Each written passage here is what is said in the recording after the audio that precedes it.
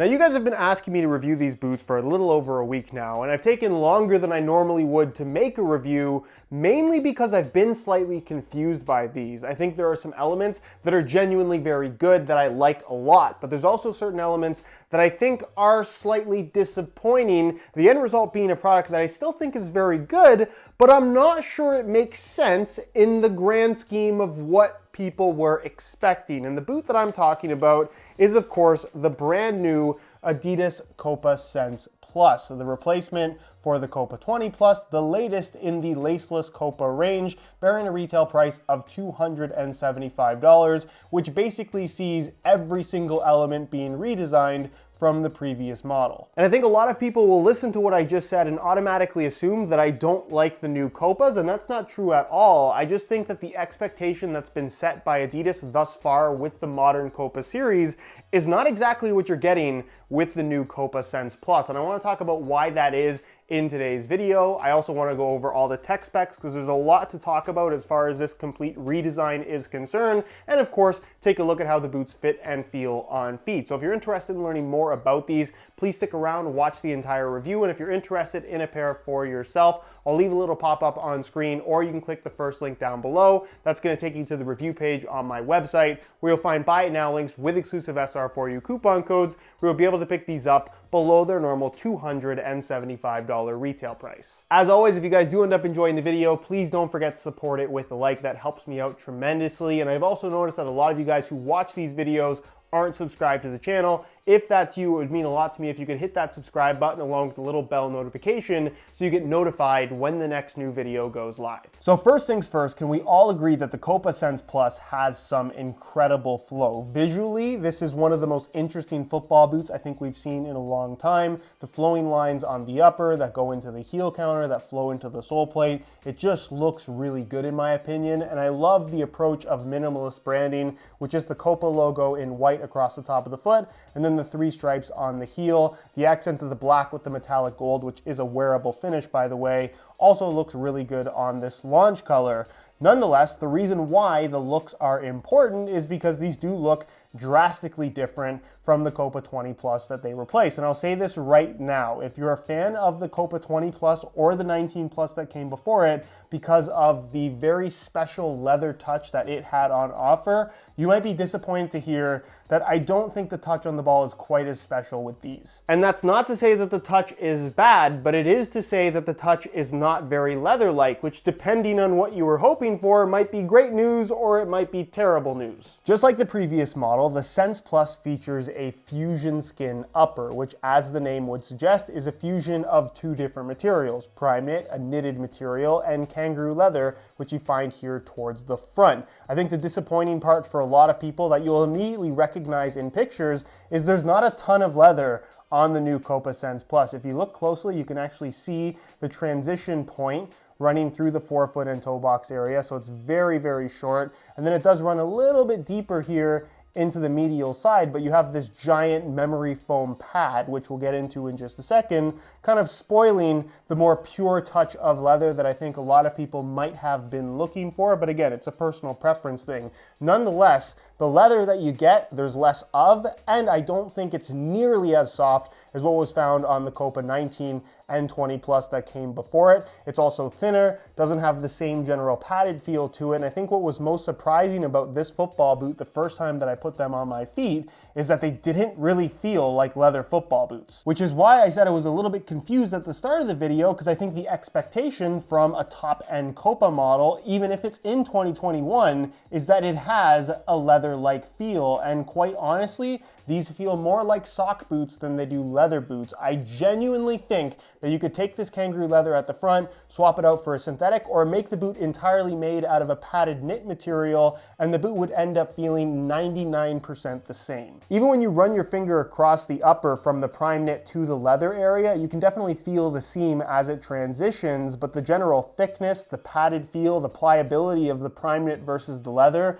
they are eerily similar to each other, which is not a bad thing. I think what this boot really shows is the progression in their Fusionskin concept, especially the Primeknit area. It feels significantly better than the Primeknit area through the midfoot on the Copa 20 Plus. The leather, I would say, is a little bit of a downgrade, but they were also going for more of a fusion concept, where I think you end up with two materials that are technically different, but end up feeling quite similar to each other. And don't get me wrong, it's not to say that you don't get some of the leather characteristics that you can only get from a leather upper. This is natural kangaroo leather after all, but I don't think it feels quite as distinctive compared to other leather football boots, which is probably what I think a lot of people would want from a Copa model. And then as a third element to the upper that also is going to impact feel and touch on the ball, you have what they're calling touch pods, where you can see this large chunk right here that actually sticks out the side of the upper. It's effectively just a memory foam insert. You have a little one right here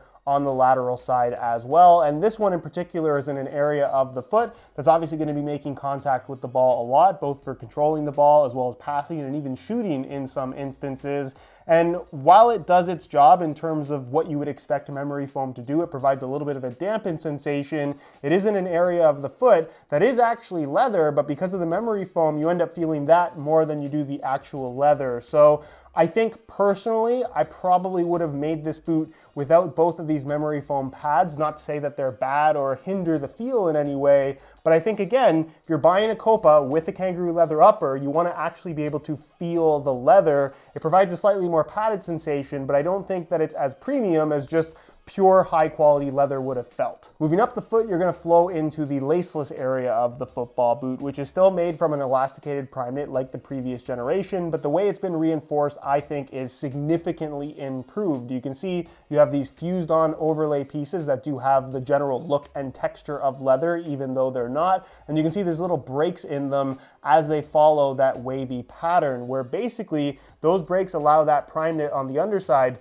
to stretch in width, but not so much in length, which actually does a really good job of giving you this very, I guess, precise amount of compression through the midfoot without the boot feeling like it's constricting your foot, which I think is a bit of a sensation that you got with the previous gen Copa, where you had almost no structure in the leather through the forefoot and toe box area, and then kind of this stiffer, almost plasticky sensation, despite it being a Fusionskin Primeknit through the midfoot, where this just ends up feeling a lot more natural and sock-like, while still providing, I would say, above average lockdown for a laceless football boot, although that's not all due to the laceless system. These Sense pods, which we'll get into in just a second, do play a significant role in that as well. In general, this feels very comfortable through the laceless area across the top of the foot, and the general reworking of the boot in terms of shape, I just think works really well. It's one of those boots that I feel is going to be very adaptable to a wide variety of foot types, and from a fit perspective, it's a really impressive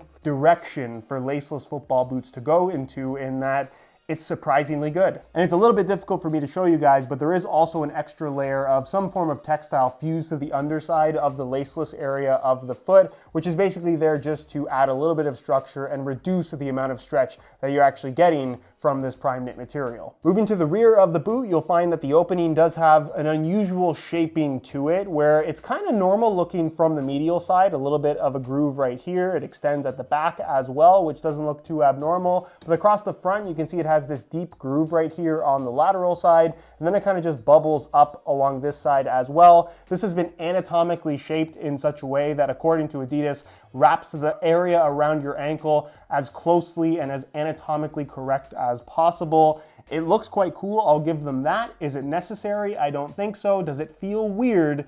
No, it kind of just feels like a traditional low-cut boot, so I don't really have much else to say beyond that. What is far more interesting, though, is what's happening inside the heel area, where the heel liner is basically what the boot is named after. This is what they're calling their Sense pods system, where you can see you have two blue pads, two neon yellow ones, and then on either side here, closer to the side of your ankle, you have these little gray pods, and these are effectively foam pods that have the finish of kind of raw foam, but also have a slightly glossy finish, I guess is the best way to put it, that does stick to your socks a little bit. And the pads themselves do have some decent kind of compression to them, but it's a type of foam where it does take a second for it to compress into shape. And the reason for this is because they wanted to eliminate negative space in the heel and Achilles tendon area to basically create the best possible fit. Have the heel liner adapt to the shape of your heel, of which there's a ton of variety from person to person.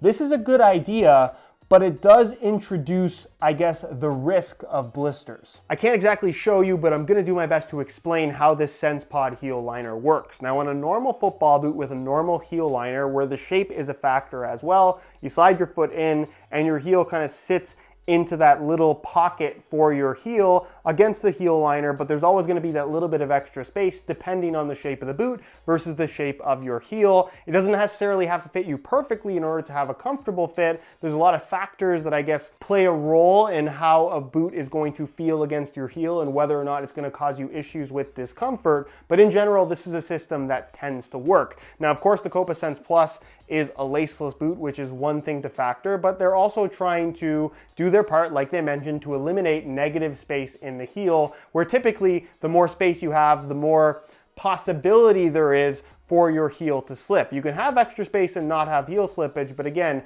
every situation is a little bit different. Instead of a normal heel liner that kind of sits flat and has its predetermined shape, these little pads kind of bump out, and they are more or less forcing your heel to press into them and kind of mold themselves around your heel. And then once your foot comes out of the boot, it's a memory foam effectively. It kind of bounces back to its original shape. Now, this is a good idea in theory, but in practice, what you end up feeling is more pressure through the heel area than I think you would normally expect from almost any modern day football boot. And we have something along the lines of heel pillows in the recent X series from Adidas, including the new X Ghosted boots, but those are much softer pillows and much less significant. They're kind of just there, again, to eliminate that little bit of extra space, but they're not forcing your heel to press into them. It's kind of the opposite effect of what they're doing here. So I'll say this, could these give you blisters in the heel? Absolutely, but like I've talked about so many times before, I think when you're breaking in new boots, blisters are something that can happen no matter how comfortable they are. Your feet just take time to adjust to them. So if you wear these boots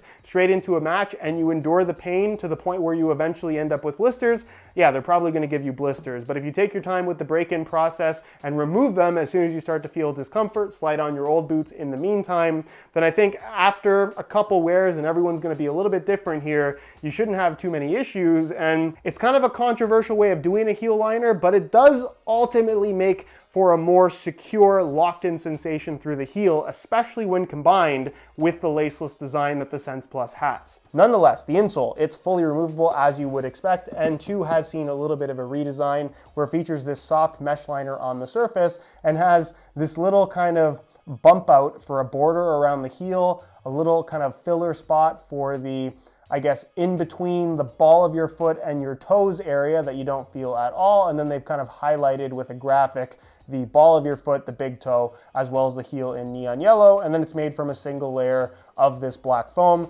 pretty much the typical comfort insole we're used to seeing from the Adi brand. Which brings us to the base of the boot, where you're going to find the new Sense Frame sole plate and stud pattern, which I think is a nice improvement over what we had before. It also includes an external heel counter that features this really nice wavy design to it, nice and solid and visually just quite cool. As far as the sole plate itself is concerned, it's got good rigidity through the midfoot, but the forefoot is very flexible. This does not have that same kind of responsive kickback sensation that you get from the X series. It's even a little bit softer than what you're going to find from the Preds as well as the Nemesis. And in general, if I had to compare the feel of this sole plate to any other boot on the market right now, it actually reminds me a lot of the one found on the New Balance Tequila, which is not a bad thing. Overall, I like it more than before, but I don't think it's a gigantic difference despite looking significantly different. As far as the stud pattern is concerned, it's the same general layout we're used to seeing from the Adi brand, where you have your 3 studs along either side of the forefoot, your 2 studs on either side of the heel, and then you have a support stud in the middle, which has been broken up into 2 studs, which is not really a noticeable thing at all. I guess technically you have a little bit more surface area at the very base of the forefoot than you normally would, but otherwise it's not super noticeable. You technically have more of a bladed style stud at the tip of the toe as well as the back of the heel. So in comparison to the Copa 20 Plus that it replaces, it is slightly more aggressive. I also think the studs are a touch longer as well, so some people might appreciate that. And then you're going to find what they're calling soft studs, which are these two black studs positioned on the medial side, kind of directly in line with the memory foam touch pod, which the idea behind these studs is that they're made from a slightly softer rubber material where they are supposedly supposed to flex upon impact with the ball for the sake of better control. This is about as gimmicky an element as you're going to find on any football boot, period. Do these studs allow you to control the ball better? No. Simply no. Which brings us to the weight, where I think whenever a new model comes out, part of the expectation in the name of improvement is that the new one is lighter than the old one. However, that is not the case with the Copa Sense Plus. In a size 9.5 US, you can see that the boots weigh in at 9.2 ounces, the equivalent of 261 grams, which effectively means that this is roughly 20 grams heavier than the Copa 20 Plus that it replaces in the same size. Is that a significant amount of weight? I would say yes and no, in that you can definitely tell that there's significantly more mass, especially to the heel area on the Copa Sense Plus versus the previous model. And I guess if you're comparing this to other top-end boots within the Adi brand, this is now their heaviest one and also technically the heaviest top-end boots out of all the top-end models from the big three, Nike, Adi, Puma. Whether or not that means anything to you, I guess that's a matter of opinion. But in general, if you're looking for a super lightweight feel from these, they're not super lightweight. On feet, the Copa Sense Plus feels really unique, and you can see that I have them paired here with some white Pure Grip socks, which for those that don't know is my own brand of grip socks that can help with eliminating extra slippage inside of your boots and in turn, hopefully making them feel a little bit more comfortable for you. They're much more affordable than a lot of the other grip socks alternatives at just $14.99 and also available in a wide variety of colors. If you're interested in trying some out for yourself, the website to visit is puregripsocks.com, which will be linked down below. Now, the Copa Sense Plus, I think, is one of those football boots that feels very different on feet than what you might expect. If you're coming from the previous gen Copa 19 or 20 Plus, there's a distinctive difference between these in terms of not really feeling as leather-like or as soft in the upper. You have that little bit of leather in the toe, but it's not as plush, and it quite frankly just isn't as soft. But all the way through, I think that this Fusionskin upper feels significantly more natural than the previous generation, in that the entire boot really does move and flex like a pair of socks. The new shape also wraps your foot extremely well, and I think that the way the Laceless system expands really makes a lot of sense in terms of giving you a good balance of lockdown but also general comfort. It doesn't feel like it's squeezing your midfoot. It's very adaptable to different foot shapes. The Sense Pods in the heel I think is going to be the most controversial element though, where the main difference that I think you need to understand is that a traditional heel liner, your heel sits into, where this Sense Pod system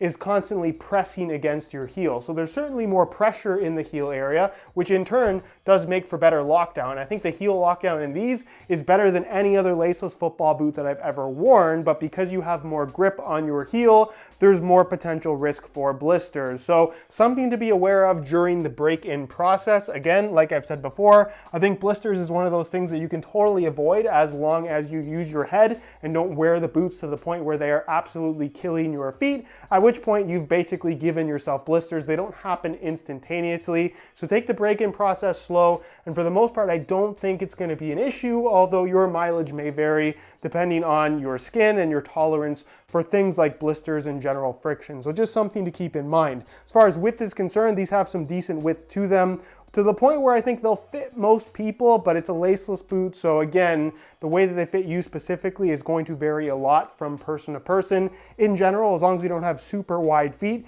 you should be able to get these on and have a pretty decently comfortable fit. And then as far as sizing is concerned, I've heard some different opinions out there, but I'm wearing these in my usual size 9.5 US, and as you can see, my toe is exactly at the end as it would normally be. So personally, I would recommend going true to size if you're interested in ordering a pair. They seem to fit me perfectly. So in conclusion, and this is going to be a confusing one, I'm warning you right now, I think that the Copa Sense Plus is a good football boot. Is it a step forward in comparison to the Copa 20 Plus? No, in the sense that it's a worse leather boot. Yes, in the sense that the fit overall has been improved once you can get used to the Sense pods, if you can get used to the Sense pods, because I think a lot of people are going to have different experiences with that element specifically. And in general, I think the Copa Sense Plus is a football boot with a number of arguably unnecessary gimmicky elements, but the overall package, if you really ignore the fact that this has the Copa name on it, if they called this something else, pick your name, it doesn't really matter. I think this is a really good example of how good a knitted laceless football boot can be. As a laceless boot, I think this is one of the best ones that Adidas has ever produced.